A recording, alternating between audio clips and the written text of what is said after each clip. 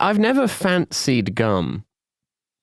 Apart from, I think this is worthy of discussion. Yeah, it just doesn't. There's something so vibeless about gum, unless you're like, on drugs, in which case gum is a kind of necessity. But in day-to-day life, gum people fascinate me. I'm like, it's like something you would give to a dog. There you go. Distract your mouth with the sensation of chewing. It's something quite American too. Like you can't chew gum without thinking I'm not cool enough and I live in too shit of a country to just be like chewing gum on the street. It's a bit like wearing sunglasses, Yeah. Singapore have realized this. They're like, no Singaporean will ever be cool enough to chew gum. So we're just going to make it illegal. Sometimes it's nice to have a little like minty refreshment from time to time. But you could have a mint. And so, yeah, but Socratic Elenchus. This is like the lost Platonic dialogue. Verily, Socrates, I could have a mint. I cannot say why I prefer gum to mint. Well, I can defeat Socrates on this one with the criterion of embarrassment, right? Because if you eat too many sugar-free mints, which are the only kind of mints you can get, and they don't tell you that they're sugar-free, there will be a little thing on the back of the package that's like, oh, hey, if you eat too many of these in one sitting, and too many is like, I don't know, 3, you will like shit horribly. Like, you'll get a sore tummy. Yeah, that's true. Yeah. Well, another thing Socrates is very familiar with. Absolutely. Yeah, they handed Socrates a little package of like M&S sugar-free mints. He'd have loved Hubba Bubba. All right. R.I.P. Oh my, what? Yeah. R.I.P. You'd have loved Hubba Bubba. I didn't know. I want to get into today's episode where I originally planned to read Taken as Read, the book by, I believe, ITV journalist Anushka Asthana about all the ways we got owned by the dumbest people on earth. Yes, essentially. Taken as read, the must-read first account of how Labour won big and the Tories fell apart, basically. A sort of book-length treatment of how all of us lost a game of chess to a dog. Essentially. Wes Streeting. Well, and also we've talked about dog. We've talked before on this show about an excerpt from this book, and I thought it would be worth reading more of it, and it was. However, the second half of the book is just greatest hits of the news. Oh, do you remember the news? It's like those Time Life CDs they sold in the 90s. There's a whole chapter on fucking Partygate. Amazing. But it's a whole chapter on Partygate that you could have put 80% of together from like looking at headlines. Now together at last in one connection, best of the news. You can all of your favorite news stories of the 21st century on one 8-disc set. Yeah, so if you're a real lover of the news and want to read the like headlines in narrative form, then I recommend the second half of this book. Yeah. So I have read it, and I have pulled out mostly observations from her about like people she's spoken with, quotes she's received, things quote unquote sources have told her, which you couldn't have guessed from headlines. This is the most word count book I think I have read since probably the Nadine Dorries one that gave me like a stomach virus. The last paragraph is just screw Corbyn over and over again. All work and no play make Keir a dull boy. Yeah. So we're going to get to that, but there are a couple of news items I wanted to talk about first. One, gum pot still empty.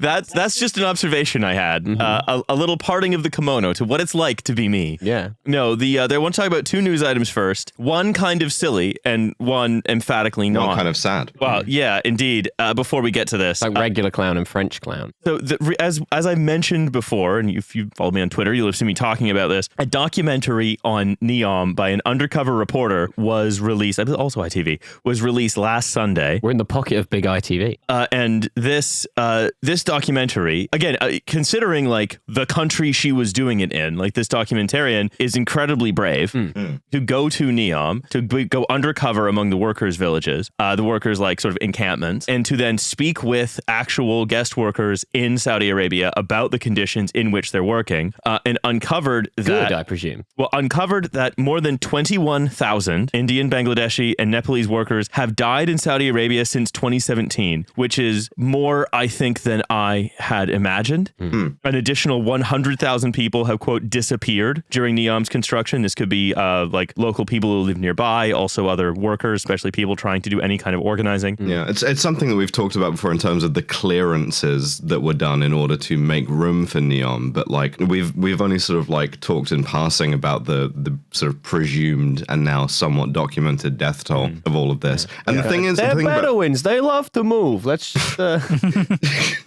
We hired a mob guy. We hired one of the like a guy from Staten Island to help you do this. No, but like it's sort of like Neom is a great sort of vision of the future, right? In that it's stuff that is unremittingly depressing and horrible, and the people responsible will like never face any justice except maybe if their own boss bone saws them. But at the same time, it's also so surreal and at times funny that you're just like, oh, okay, we've like, you know, bulldozed 20,000 people into an open grave in order to make, you know, like a football pitch that's suspended between two like 200-story skyscrapers. Yeah, it's an insane thing to do. It is insane. It is, and this is to confront the reality of Neom is to look at, I'd say, the extreme deployment of power by someone who I'm not afraid to call a madman. Like someone who Absolutely. I think I don't mean not afraid to call. Of course, it can. What the fuck's he going to do? But more like who is genuinely a madman, and to see every single the vast majority of the quote unquote respected and respectable people in energy, architecture, strategy consulting, if there is such a thing as a respectable. We've talked about this stuff going from everything from like football players through to like, I don't know, like video game streamers who are like allowing themselves to, you know,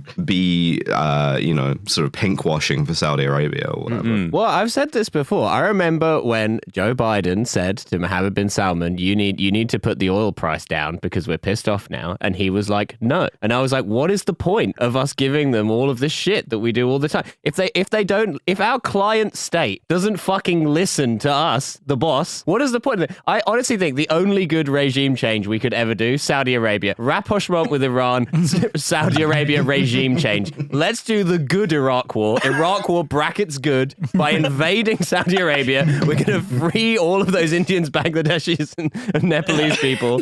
We're gonna take all of the men out of the little gold houses, and we'll put them to work. Yeah, hey, yeah, they can literally build a castle in the air. Figure it out on your way down, perhaps. Yeah. And obviously, right, this documentary is quite harrowing when it talks to like individual workers about their situations. But also like what is so common, not just like Saudi Arabia, but in all Gulf states that have the kafala system, is workers will find themselves in breach of various elements of their contract and getting fined like months' wages over like showing up late once and so on, and being unable to, having to pay penalties if they want to leave and so on and so on. It is no exaggeration to say that it is slavery with enough cover that an institution that is not minded to pursue action against Saudi Arabia has enough of a fig leaf that they can say, okay, no, they have a wage system and and all that. MBS being like, would a country that develops apps have slavery?